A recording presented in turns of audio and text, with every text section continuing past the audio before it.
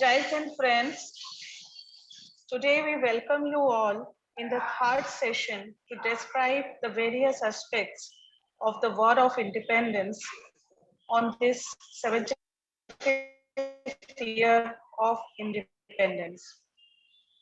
Today, Desh is honored to welcome Shri Chandrakumar Bose for the first time in our Vartalap series.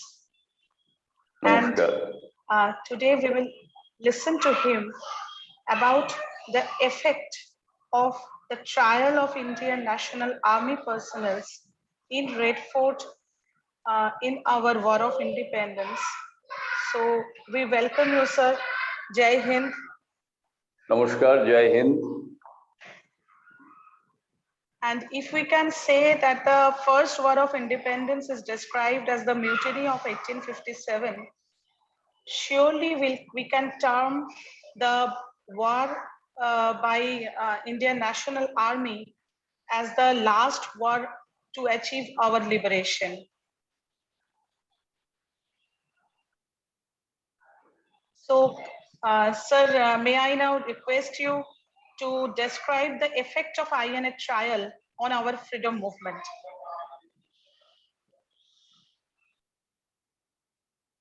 নমস্কার সকলকে, দর্শকবৃন্দকে আমার অনেক অনেক শুভেচ্ছা। আমরা ভারতবর্ষের ৭৫ বছর স্বাধীনতা দিবস পালন করছি। বিভিন্ন কার্যক্রম সারা ভারতবর্ষে আমরা পালন করছি। 15ই আগস্ট 2021-এ আমরা বিভিন্ন জায়গায় আমাদের ভারতবর্ষের পতাকা আমরা উত্তোলন করেছি। কিন্তু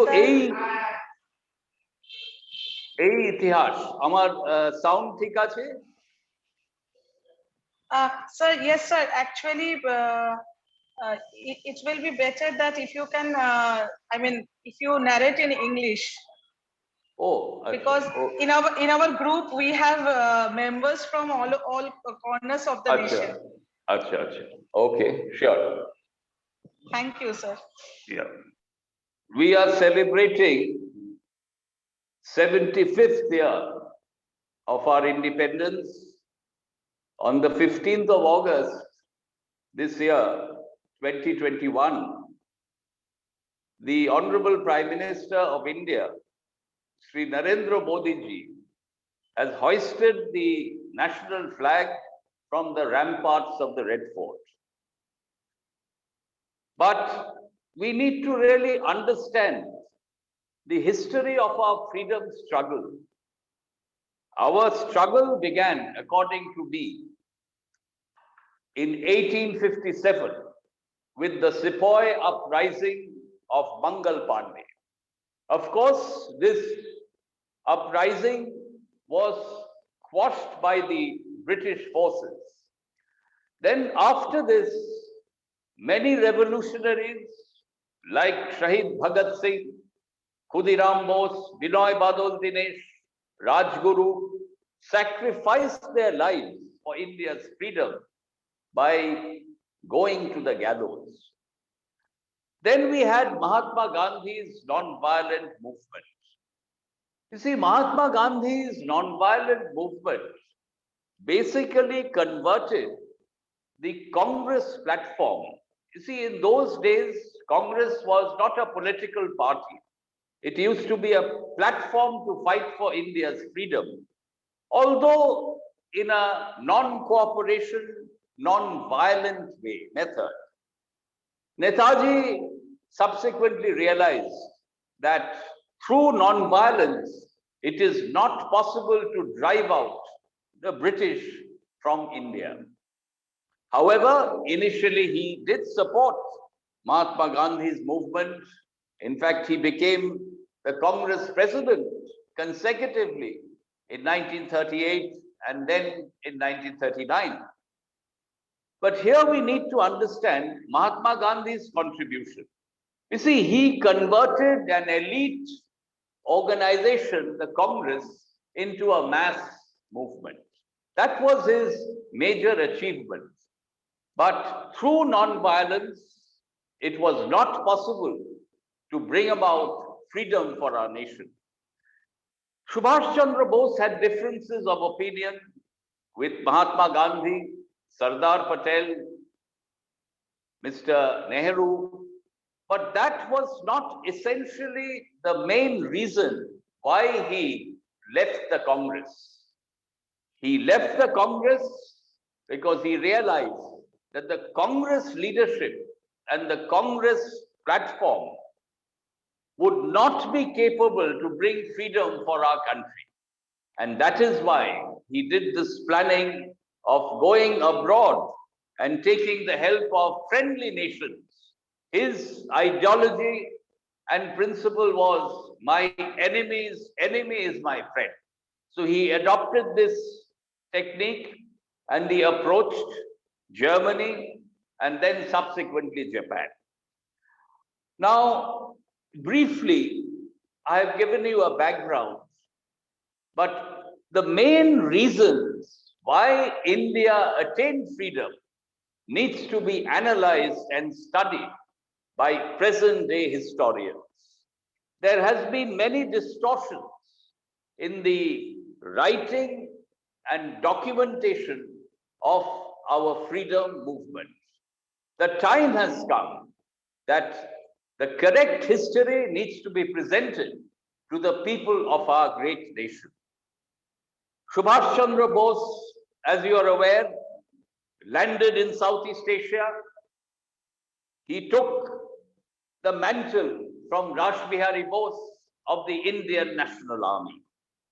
Rashbihari Bose's contribution also must be given equal weightage because it was Rashbihari Bose and Captain Mohan Singh who had formed the Indian National Army.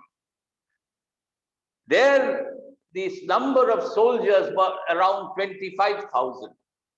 Netaji Subhash Chandra Bose, after he took over, he enhanced the Indian National Army to 60,000 strong. So that was the contribution of Subhash Bose of enhancing the army and giving leadership to the Indian National Forces. Now we remember that famous tune that was composed by Ram Singh Thakure. Kadam kadam badhaye ja, khushi ke geet gaye ja, ye zindagi hai qaum ki, ye qaum pe lutaye ja. You know, 60,000 soldiers marched towards Imphal from Myanmar. In those days,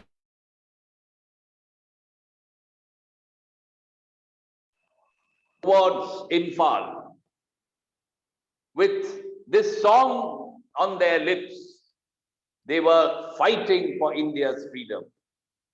Do you know what happened on the 14th of April? This history has been suppressed. Although we have a small function in Moirang every year on the 14th of April, but this is or was the independence, the real Independence Day of India. 15th of August 1947 was Partition of India Day, along with only achieving Dominion status. You see, every freedom fighter, Mahatma Gandhi, the Congress, they all fought for united India's freedom and complete independence, Purna Swaraj. We never attained Purna Swaraj on the 15th of August 1947. But when Colonel Shaukat Ali Malik, who was leading the Bahadur Brigade, marched onto Moirang, defeated the British Army on Indian soil for the first time after 200 years, defeated the British Army and hoisted the national flag on the 14th of April 1944. That is, according to me, is the Independence Day of United India. Subhash Chandra Bose had given orders to the Bahadur Brigade, to Colonel Shaukat Ali Malik, to the other senior officers of the Indian National Army that after capturing Moirang and hoisting the flag in Moirang, the Indian National Army would march on to Delhi. Chalo Delhi is the slogan that Netaji had given. And he had asked the Indian National Army, to hoist the national flag from the Red Fort in 1944 itself. But it is unfortunate that the Indian National Army could not reach Delhi Red Fort. There were various reasons why they could not reach their destination. One, of course, that Japan surrendered to the Allied powers. You know, in August, atom bomb was dropped by the Allied powers, by America on Hiroshima, Nagasaki. Japan had to surrender. Japan was giving support to the Indian National Army to fight for India's freedom. But Indian National Army never surrendered. That is again an incorrect piece of history which is being told. Till today, Netaji Subhash Chandra Bose and the Indian National Army has not surrendered. Subhash Bose's instruction was, we would disband temporarily and we would meet again to continue the battle for India's freedom. That was the instruction Netaji had given to the officers of the Indian National Army. But however, they had to retreat because food supplies were cut off. There was spread of malaria and disease. As you know, in the northeast, during the monsoons, the road connections get completely cut off, landslides take place, so they could not really march on. But do you know there was another seminal reason why the Indian National Army could not march on to Delhi in 1944 to hoist the flag at the Red Fort? This reason has been suppressed. It was the Congress leadership sitting in Delhi. If they would have supported Netaji Subhash Chandra Bose and the Indian National Army in 1944, then the INA would have the opportunity to march on to Red Fort and hoist the flag and declare freedom of united India and declare Purna Swaraj, complete independence. But the Congress leadership joined hands with the British in 1944 and opposed Netaji Subhash Chandra Bose and the Indian National Army. What treachery the Congress leadership had done during that period. This history must also be out in the open. Now the British, they knew that the Indian National Army has lost the battle. But if you see British historians who have analyzed the war, there is a very famous British historian called Michael Edwards. He has written in his book, The Last Years of British India, he said, the INA lost the battle, but finally won the war. You see, Netaji realized that 60,000 soldiers cannot defeat the might of the British Empire and the British forces. The British forces were much more powerful. They had a lot of arms and ammunition. They had also air power, which were very restricted and limited with the INA. But Subhash Chandra Bose realized that when the British Indian Army officers who were of Indian origin would see that they are fighting their own brothers and sisters in the INA, their loyalty and allegiance would be crushed. Their loyalty would fail. And that's exactly what happened. You see, this started the entire process of this loyalty and allegiance completely failing, started with the Battle of the Indian National Army and it was completed, the cycle got completed with the INA trials, which were held at the Red Fort in early 1946. 3 officers of the Indian National Army were tried for high treason. They were tried for high treason at the Red Fort. One was a Muslim, Shahnawaz Khan. Second was a Hindu, Prem Kumar Saigal. And the third was a Sikh, Gurbakht Singh Dhillon. Those days, there was a saying that Lal Kille se aaye awaaz, Dhillon, Saigal aur Shahnawaz. When the news of these 3 officers being tried at the Red Fort spread across the nation, the loyalty and allegiance of the British Indian Army and British forces completely collapsed.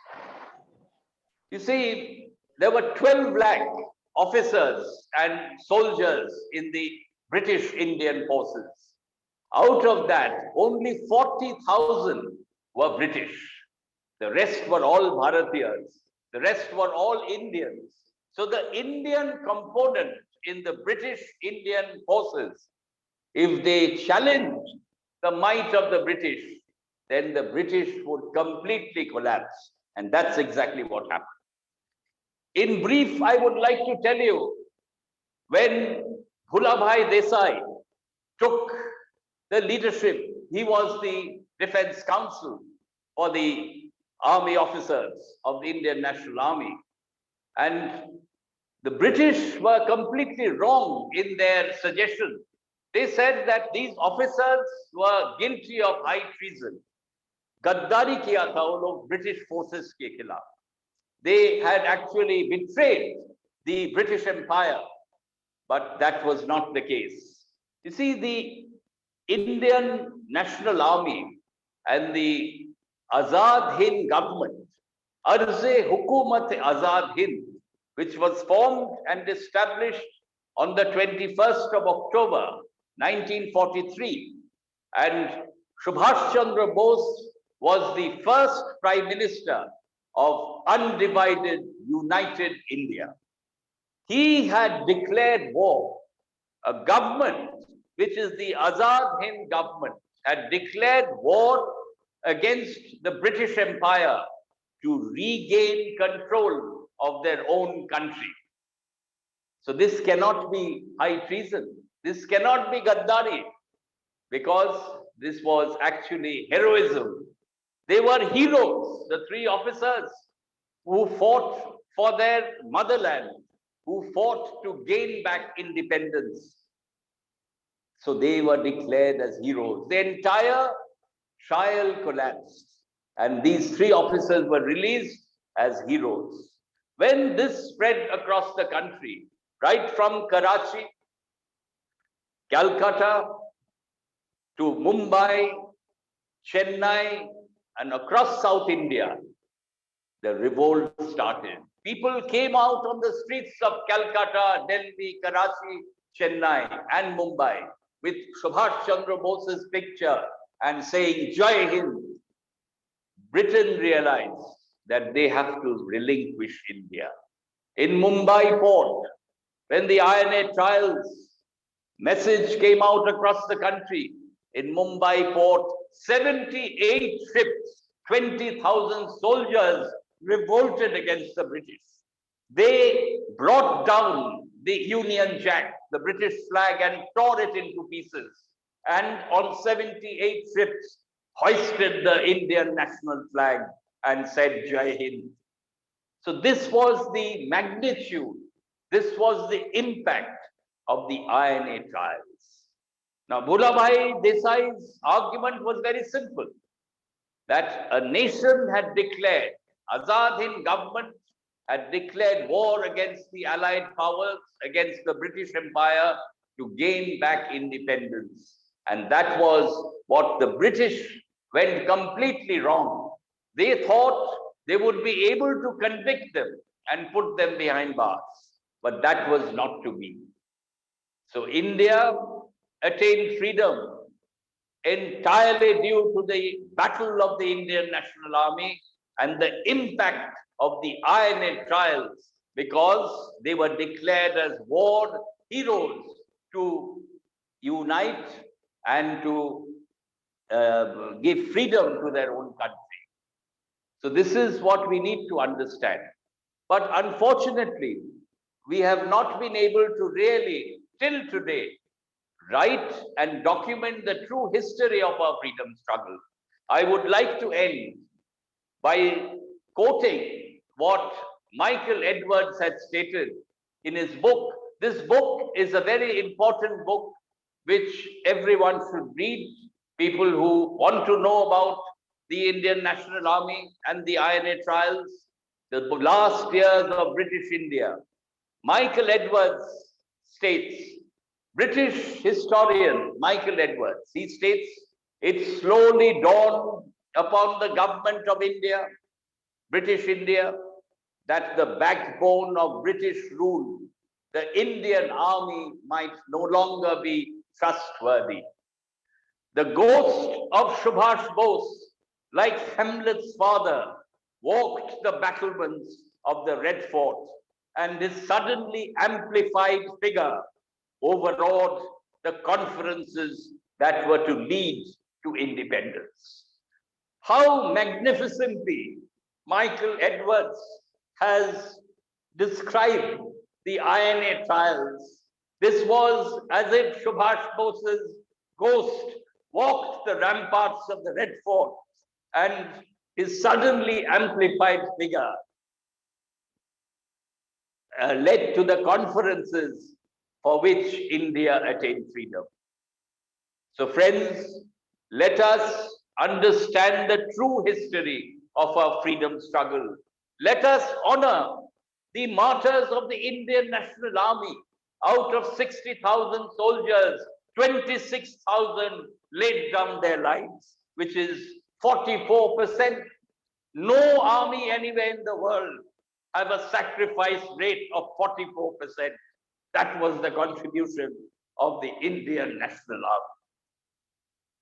We are happy to state, I just got to know from Delhi that the Honorable Prime Minister Narendra Modi ji would be inaugurating an INA memorial inside the Red Fort on the 21st of October this year. 21st of October 2021, we would honor and pay homage to the martyrs of the Indian National Army, to the 26,000 soldiers who lost their lives so that we can be free in today's India. With these words, I thank all of you for giving me a patient hearing. Jai Hind.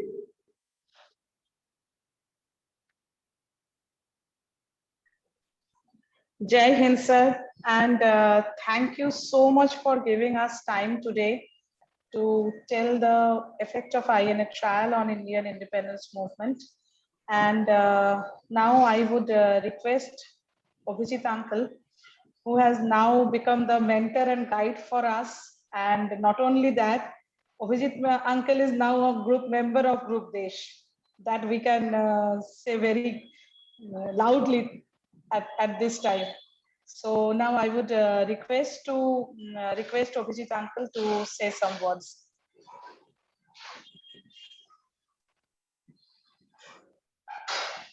Meshamasha, you are muted.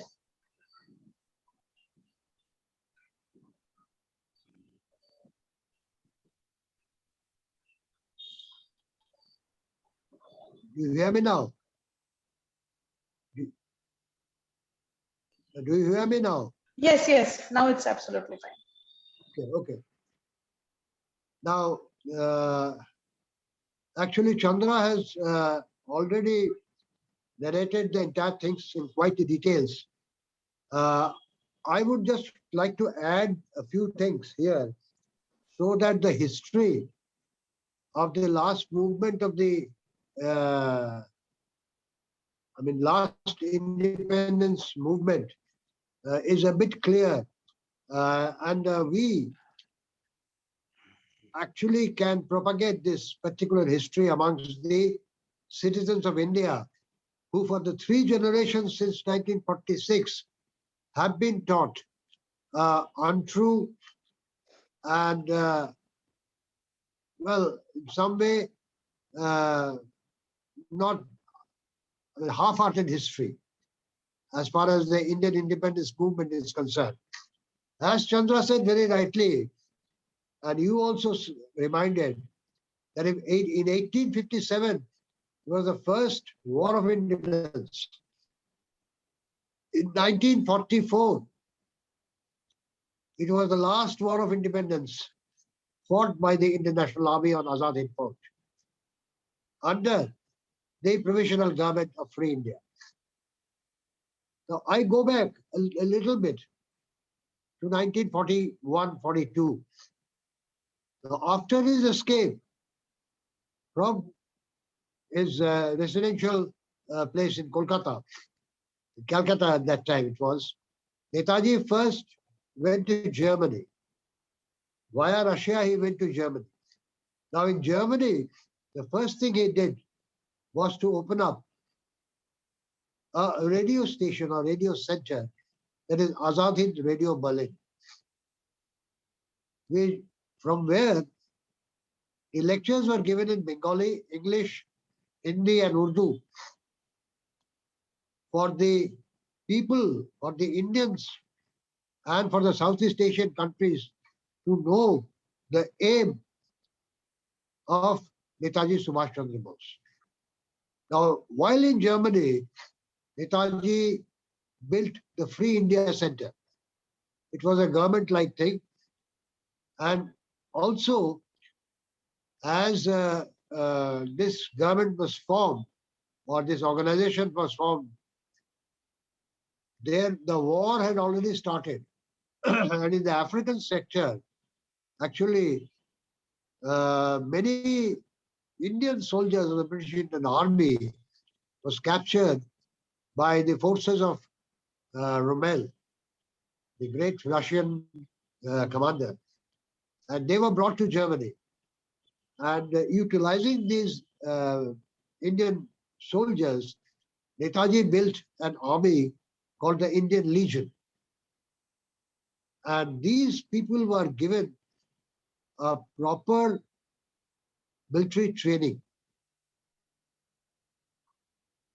Another thing which Netaji did, 2 things.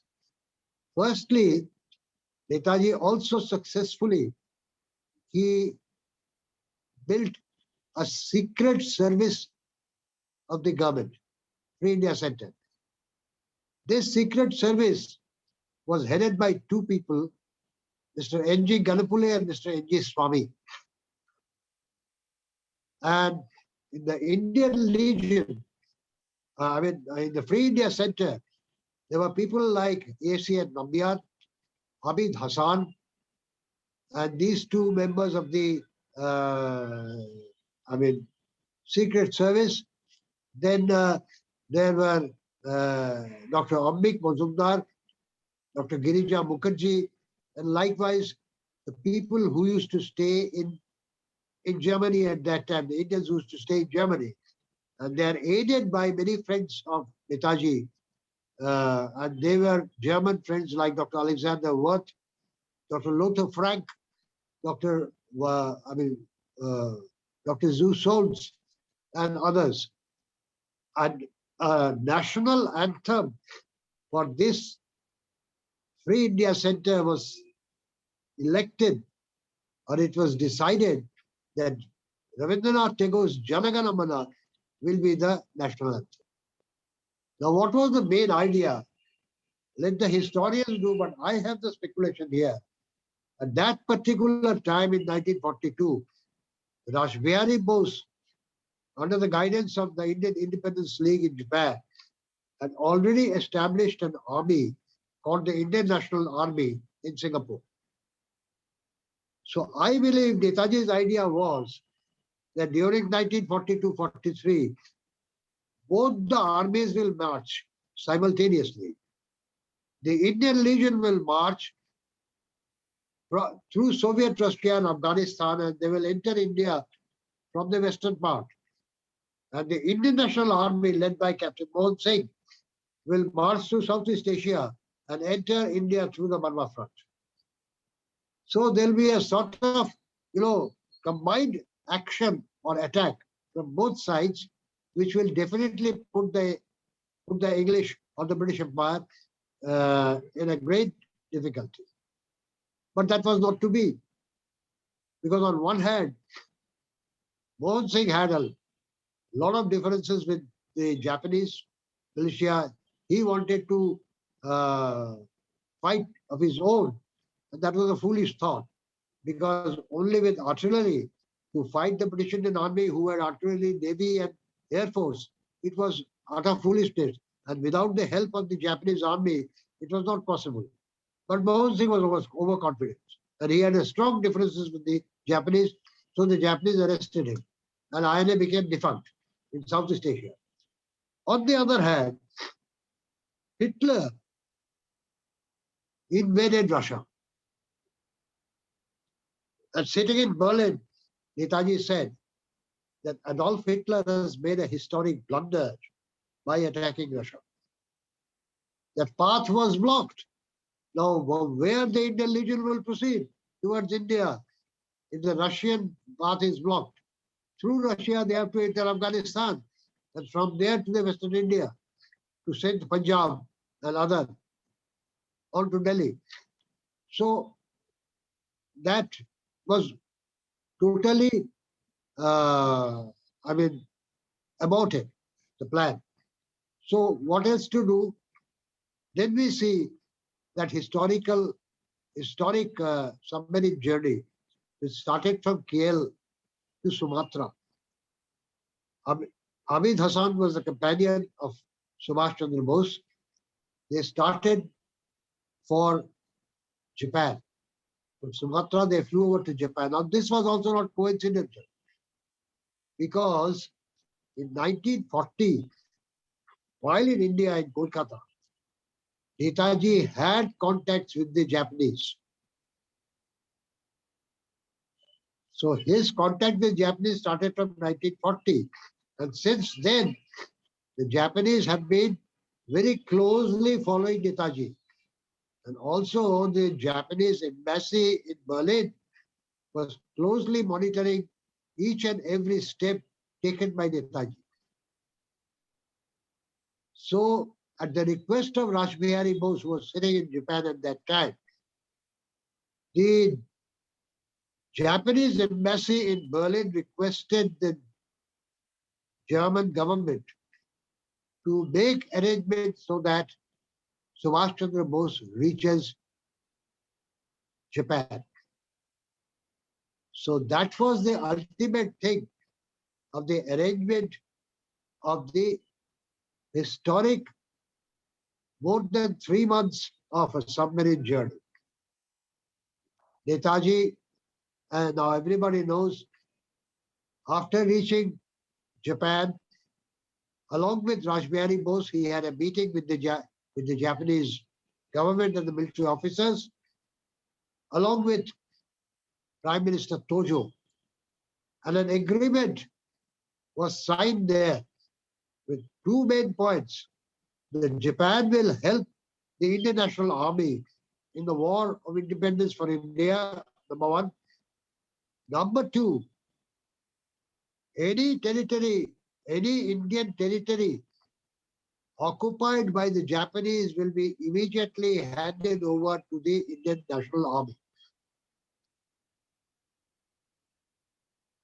So Netaji proceeded to Singapore along with Rashbihari Bose, and the 4th of July 1943, Rashbihari Bose totally handed over the responsibility of the Indian National Army to Subhash Chandra Bose. Netaji went one step forward, and he built the Provisional Government of Free India, that is RZ Hukumat-e-Azad Hind, on the 21st of October 1943 at Singapore. Thus, there was a free government in exile, which had a cabinet, which had later on a bank, and Netaji was the first prime minister of that cabinet of a government of Free India, an established government which was recognized by about 13 countries. The Axis power, Germany, Italy, Japan, and also it had a support of Russia. And then the Southeast Asian countries, they all supported. And Netaji was invited to Tokyo on a Greater East Asia Conference, where Prime Minister Tojo himself announced about the agreement I told earlier and said that now it was, now the Japanese government will hand over the Andaman and Nicobar Islands, which had already been won over by the Japanese, to the provisional government of Azad Hind or Azi Hukumat Azad Hind as per the agreement. So on the 30th of December 1943, Netaji, along with his senior cabinet, along with his few cabinet members, reached the Andaman Islands. He stayed at the Ross Island, and from there he took a boat and went to Andaman Islands. And on that particular day, 30th December 1943, he raised the national flag on the Gymkhana grounds of INA, Gymkhana grounds of Andaman. But the actual independence, as Chandra has rightly said, was when INA started proceeding, and when the INA headquarters were shifted from Singapore to Rangoon in Burma, and from the Burma front, the INA entered the Indian territory, the northeast sector. And on the 14th of April 1944, Bahadur Brigade Commander, Colonel Shaukat Ali Malik, who raised the flag. That was the actual Independence Day, because that was a land won over after fighting with the British Empire. Not only British Empire, but with the Allied forces. Because at that time in 1944, British Army was not alone. Somebody may say that yes, Azad Hind Fauj was supported by the Japanese. Okay, I agree. But what about the British forces? The British forces were supported by the total Allied forces. There is another 4 armies like the American Army, the Canadian Army, the French Army, and the Australian Army. All these were fighting against the Japanese and the INA and the northeast sector. Therefore, the 3.5 months of fierce battle was there. And today we see that an organization of the ex-British officers, they had a voting. And in that vote, they have voted this war in the northeastern sector. They call it the Burma Front War and the Nagaland Front War. They don't mention INA here, mind you, because that would have opened up the can of worms that they don't want. So they say that is the toughest battle they have ever fought in the total world war. Tougher than the Battle of Normandy, tougher than the Battle of Waterloo. So this respect to INA has been given by the British. But sadly enough, our historians have not given even a little respect to these INA martyrs. As Chandra said, more than 20,000 people died there. Now, what were the reasons of the INA retreating? Reasons were quite a few, but I would mention 2 reasons mainly. First reason was the weather. Now, the people who have stayed in Northeast, they know the rains there.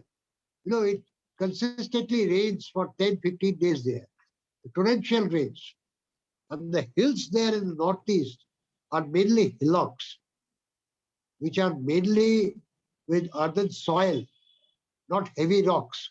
Earthen soil with stone chips and a lot of green vegetation, that is the forest.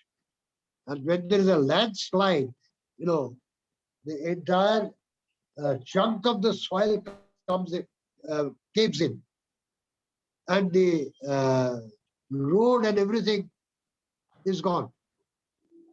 So the supply lines were cut off. INA did not get the arms and ammunition. INA did not get sufficient amount of food, and they started starving too. Now, how a starving army can fight? How much? They still the fought. Still the fought. Another thing was, you see, Japanese had the support of the Air Force. But at that particular time, Australia, one of the members of the Allied forces, they started attacking the naval forces of Japan in Southeast Asia with their air force. So Japan had to send the air force, total air force, to that region of Southeast Asia to defend their naval forces. As a resultant factor, the INA did not get the support of the Japanese Air Force, which they used to get before. So the airdropping of the food materials and arms and ammunition was also not possible. So the INA had to retreat. But before retreating, they had one thing in mind. Because when INA was proceeding, Netaji was sitting in Rangoon at that time. Now, have you ever heard the Commander-in-Chief residing so near to the battlefield in any of the war?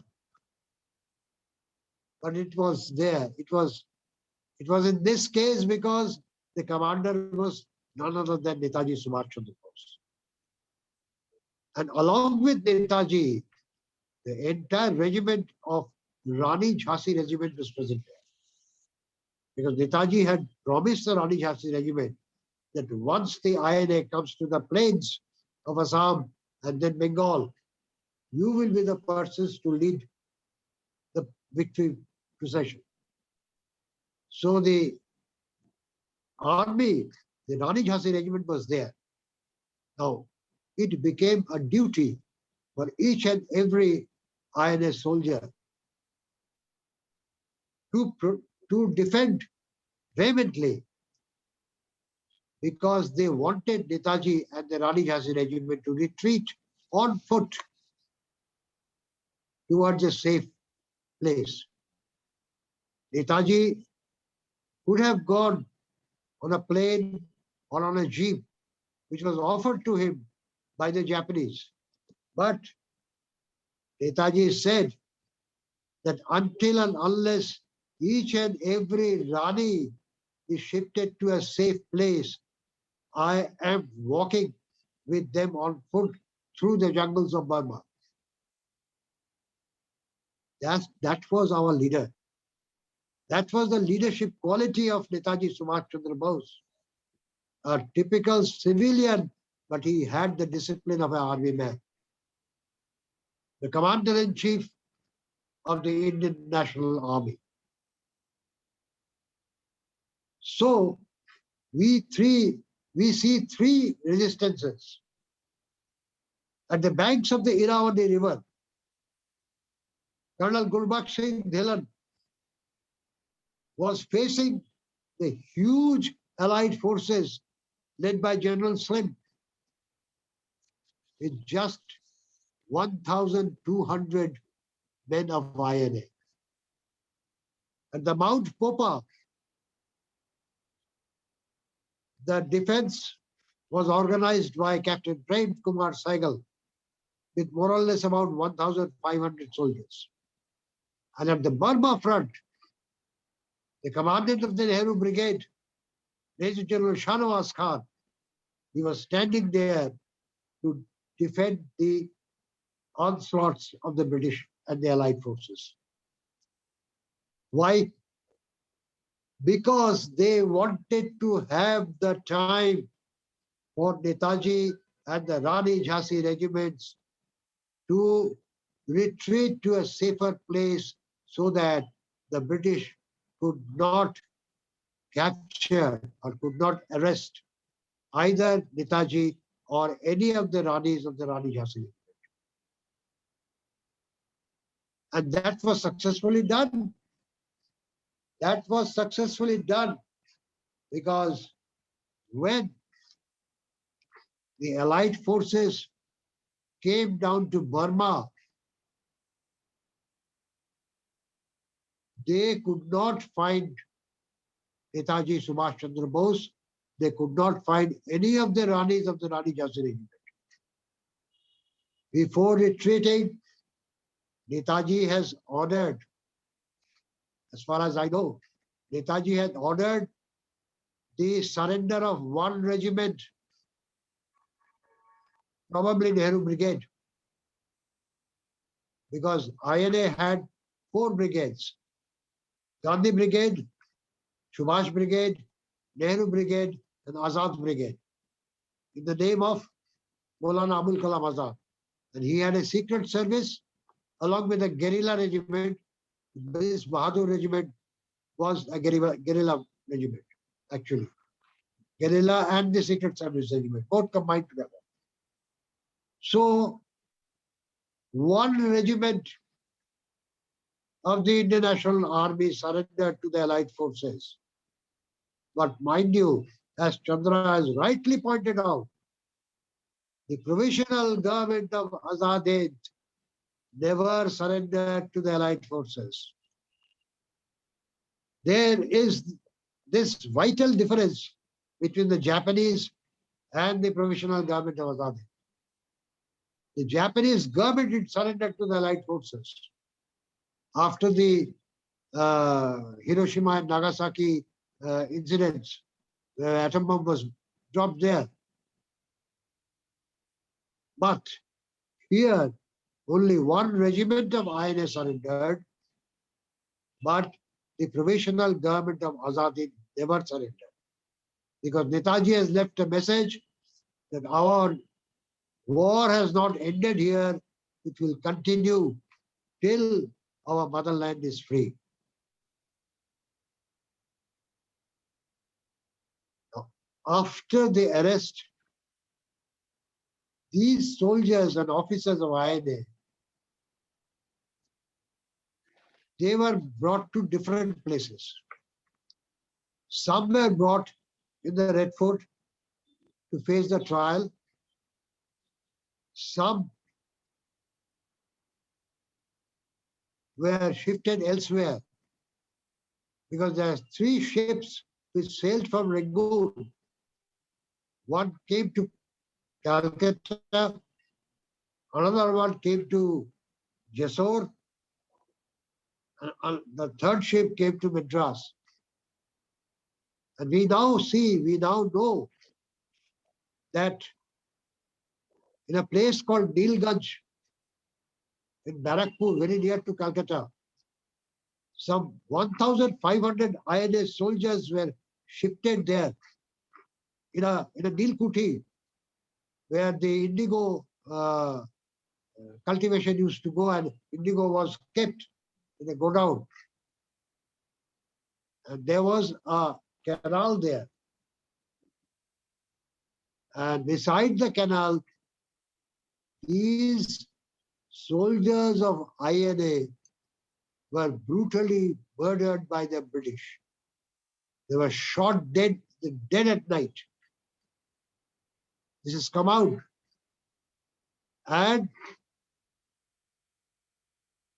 the ship which went to Jessore, there also the INA soldiers, maybe about 13,000 to 14,000, they were made to stand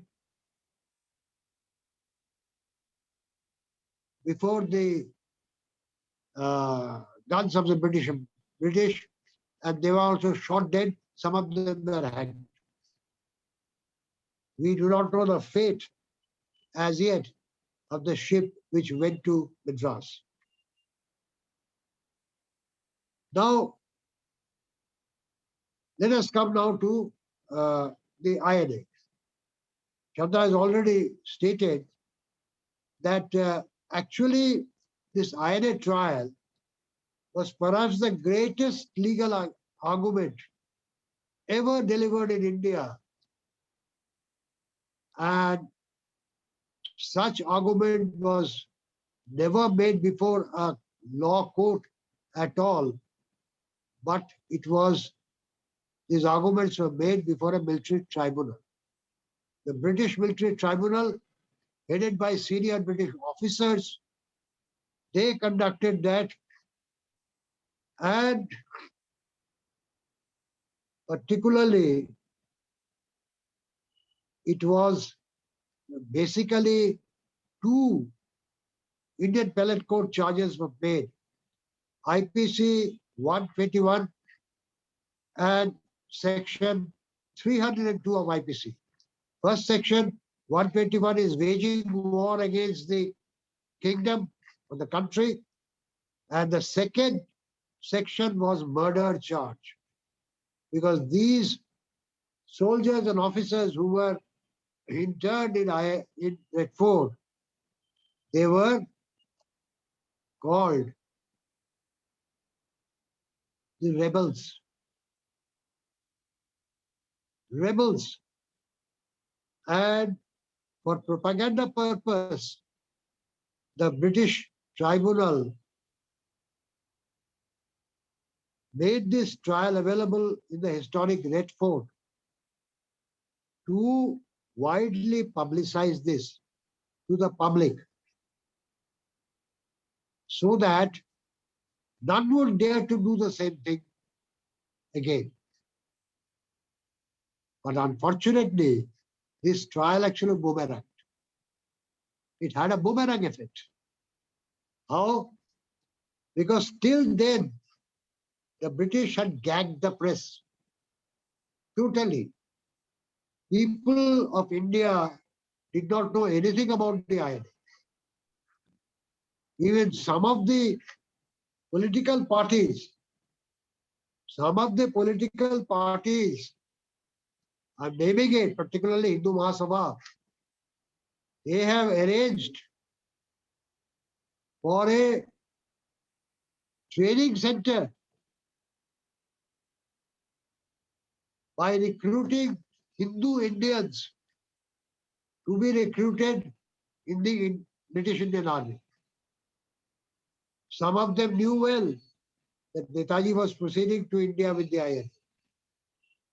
Like Chandra said, Congress knew that Netaji was proceeding from the Burma front. But what did Pandit Jawaharlal Nehru said?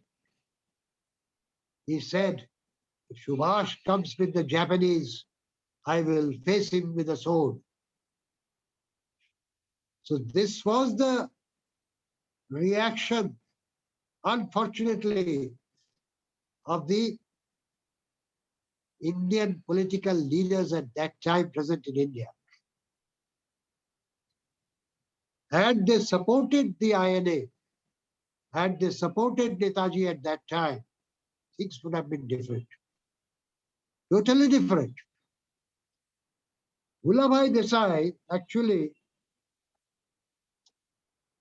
he started supporting, he was the main defense for the INA. He was an eminent lawyer from Bombay High Court, and he was ably supported by Sir Tej Bahadur Sapru and Dr. Kailash Nath Kanju. And also present in the defense bench was Jawaharlal Nehru, who of course never uttered any word, who never passed any note. And his behavior later on with the INA was very sad.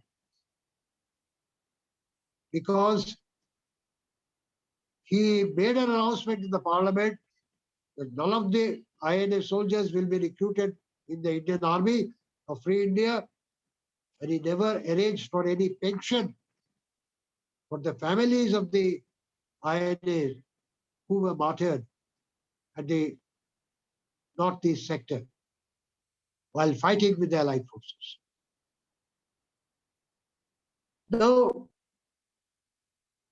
Sir Bhulabhai Desai's argument was probably the first legal argument before any court in the world which sought to establish the legal right of an enslaved nation to wage a war of national liberation against its foreign ruler. I'm quoting exactly what is written. These are taken from the diary of Dr. Kailashnath Kanchu. Now, Bhulabhai spoke for 2 days, altogether for almost 10 hours, and with no notes. He was speaking ex tempo. Had he been arguing before a superior court of law, such as the Privy Council of the High Court, or an international tribunal consisting of eminent jurists, he would have been assisted in the development of his argument by the observations made from the bench. But speaking before a court martial consisting of army officers not trained in law, he had no such advantage. There were no interruptions from first to last, and the whole argument was a sustained effort to present a case which counsel believed was correct in law. Bhulabhai Desai firstly said that after Japanese occupied Southeast Asia in 1942, the Indians living there with the Japanese support set up a provisional government of Free India with Netaji Subhash Chandra Bose as the first Prime Minister in the cabinet of the Free India, provisional government of Azad Hind.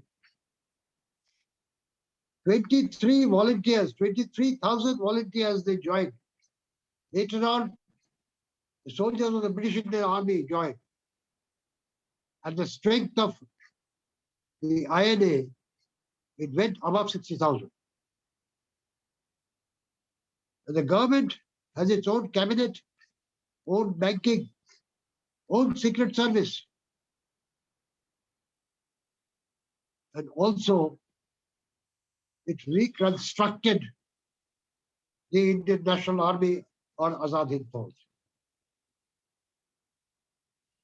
It was recognized with many governments of the Axis power, as I said, and also by the governments of the Southeast Asia, separate governments. Ireland Now, what also. Bhulabhai Desai said? Bhulabhai Desai said that if 10 villages in India had rebelled against the British rule, the matter may have been different. But where a stage is reached, where the rebels have set up their own political organization or political government, and the army, it is a war recognized by the international law, where one government is fighting for the freedom of the motherland against another government which is fighting desperately to defend the land which they had captured about 200 years back. So he said that these officers, as Chandra said, one Muslim, one Hindu, and one Sikh, they are not rebels. They should be considered as the prisoner of war and given equal importance. So, Section 302 does not apply for them. Because have you ever heard a prisoner of war being hanged? We have not heard a prisoner of war being hanged. They are at least put behind the bars. So Section 302 doesn't appear, and Section 140, 121 also does not exist because they are fighting for the liberty of the motherland and they have the right to do so. Because he said that in the American Civil War, from 1861 to 1865, both North and South America had their own governments and army. A similar example was that of the Spanish Civil War. That is why Vallabhbhai Desai repeatedly said that this is not a rebel, this is a war between the two governments. And the British tribunal, military tribunal, was taken aback by the outstanding advocacy of Sir Vallabhbhai Desai. And these army officers were freed. Now, during this trial, this long trial, which went around for about a week or so, one good thing happened, that the people of India, because of the publicity made by the British military regime, actually, they knew about the iron. And the war at that time was ending.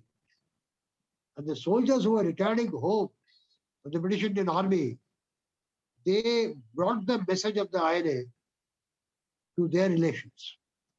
As a result, there was an uproar in the entire country, as Chandra had rightly said, which led to the naval mutiny in the Royal Indian Navy, a police mutiny in MP, in Madhya Pradesh, and the officers of the British Air Force, the Indian officers, they boycotted their lunch at Barakpur. So there was a regular revolt within the army. Lord Waverley at that time got the entire feedback from Field Marshal Auchinleck. Auchinleck said, "Sir, India is on a hotbed. Any time civil war may break in India." Lord Waverley, he sent an urgent message to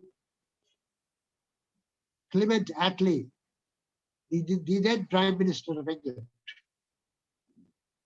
Lord Attlee, he called for a cabinet meeting.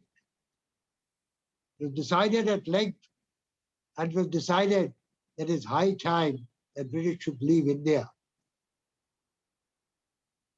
Because rule India by the Indians was the policy of the British, but the Indians whom they were ruling India, particularly the Indian army, had revolted. So where will the British stand? Lord Waverley was called back to London, to England. Field Marshal Louis Earl Mountbatten was at that time the head of the Allied forces in Singapore. He was called to Delhi. He said, "You come down and join as the Governor General of British India."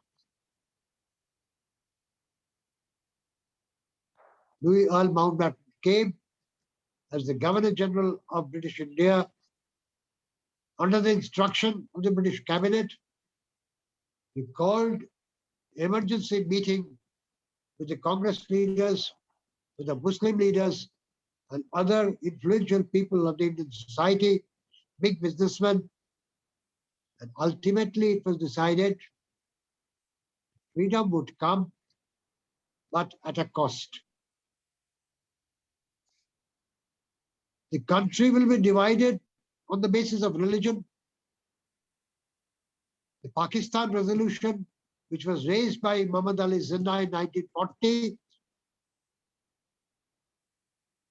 became a truth. So two dominions will be born, India and Pakistan, on the basis of religion, and the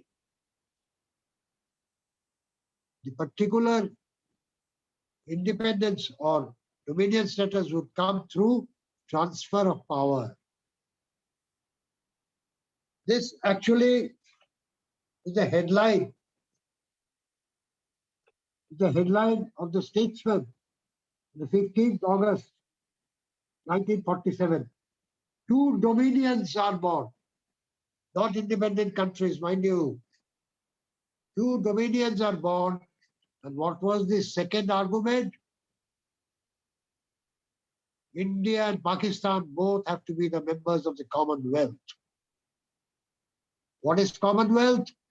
Head of the Commonwealth is the British throne. So you become a dominion status, but still you are under the British Empire, British throne. So that is why I say, we repeat, this is the true history of Indian independence movement, how independence came, and the last war of independence was fought by INA. With this, I've taken already a lot of time. This is the actual war of independence. This is actually the INA trial, how it was fought, and the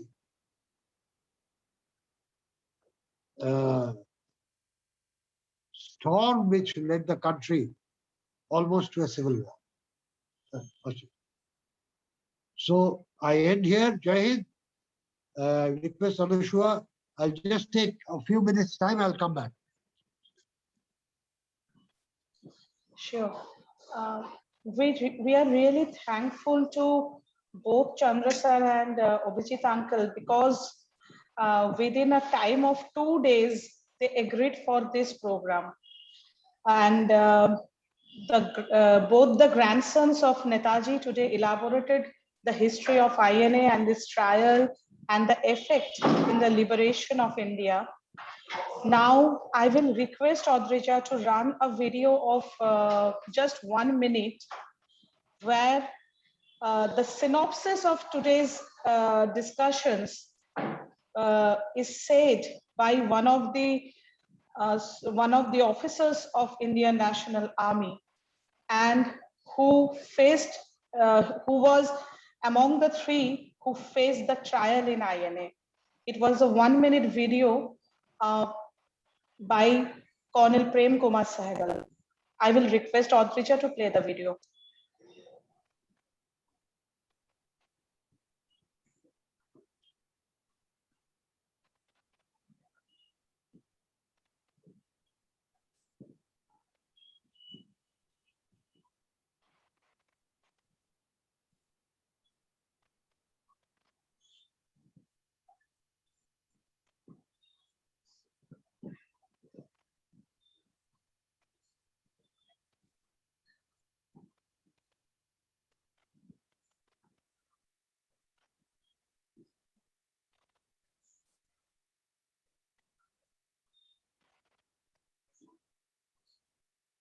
Is there any problem?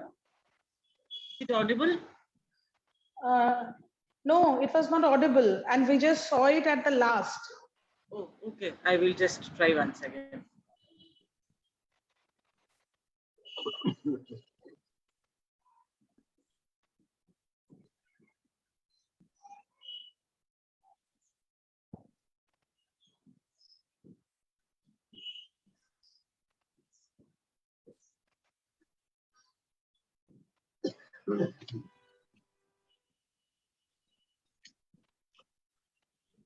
It's not audible.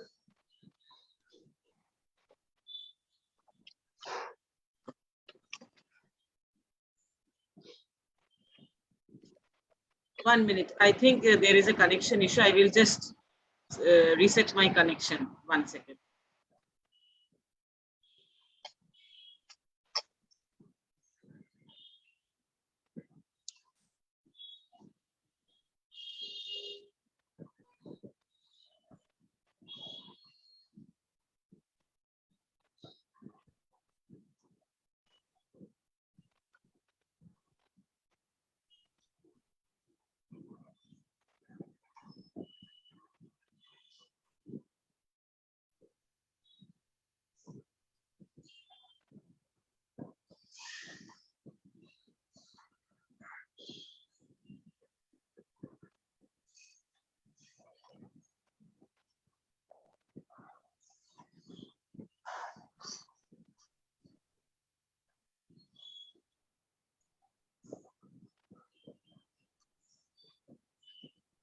Can I try?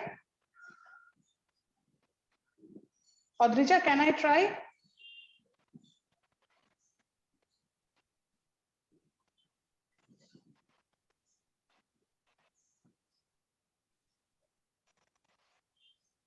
As Adrija is preparing the video, let me do some announcement. In the next week, we are concluding our this Vartalap sessions on the independence movement, and surely it will be a unique evening conducted by Desh, as long as so many Vartalaps we have done. But the next week conversation will be a unique one. And secondly, as we have announced earlier, that we will start a series of lectures describing the armed revolution from the beginning to the end in September and October. Due to some unavoidable reasons, we are actually shifting the program from October and November. And Chandra sir, you will be invited many more times during those lectures. Sure, sure. So I think Adrija has got disconnected probably.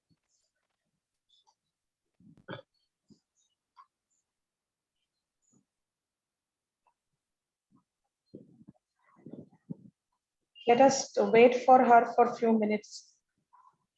Well, there is one point I would like to make. Sure. As we are waiting for the video to start. You see, Abhijitda had very clearly stated that it was very unfortunate that India was partitioned on religious grounds. And we also could not get Purna Swaraj, complete independence. We accepted dominion status. You see, Netaji Subhash Chandra Bose, when he was leading the Indian National Army in Southeast Asia, he was constantly sending messages over the Azad Hind radio to Mahatma Gandhi. He clearly stated to Mahatma Gandhi that please don't negotiate and have any discussion with the British. If you get independence through negotiation and discussion, then India would be divided. Partition of India would be imminent if you go through this negotiation channel. So Subhash Bose was vehemently against the partition of India and partition of Bengal. So we lost a great opportunity. You see, the battle of the Indian National Army, the uprising within the country, we should have kept the nation united. Because you see, just because Muhammad Ali Jinnah wanted Pakistan, it was not essential that we should have divided the nation. I think it was a British design, and our Congress leaders failed to really understand this concept. But Subhash Chandra Bose's message, in this I have heard from my father, Homeonath Bose, who was extremely close to his uncle Subhash, that this message was constantly being sent to Mahatma Gandhi and other Congress leaders, but somehow they failed to respond positively. So we lost this opportunity, we divided the nation. And today, if you see the kind of immense problems we face, cross-border terrorism, the Bangladesh question, all these problems could have been avoided. And if Pakistan, if it was united India's freedom, and the Indian subcontinent would have stayed united, I think we could have handled the terror issue more, positively. But now it is not in our hands, it is not in our control. So what I feel, Netaji Subhash Chandra Bose's ideology, his concept of Bharat, see, he united all communities as Bharatiyas, Hindus, Muslims, Sikhs, Christians, Buddhists, all as one community, as Bharatiyas. I think this is the relevance of Netaji Subhash Chandra Bose in 21st century India, that unless we follow Netaji's inclusive politics and ideology, India will again get divided. Again, certain states would get divided.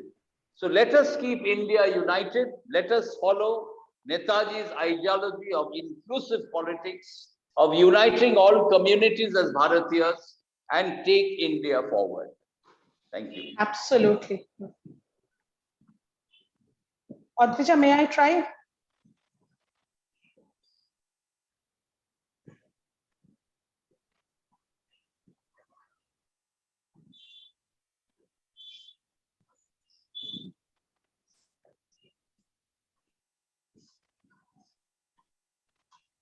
The British had kept everything concerning Netaji movement, the INA, everything under wraps. People didn't know anything about it. The whole idea was that they wanted to show to the Indian people that a few renegades had joined the Japanese. But once the trial started, the truth came out. And when the truth came out, it had impact not only in the Indian public, but also in the British Indian Army. The British had kept everything concerning Netaji.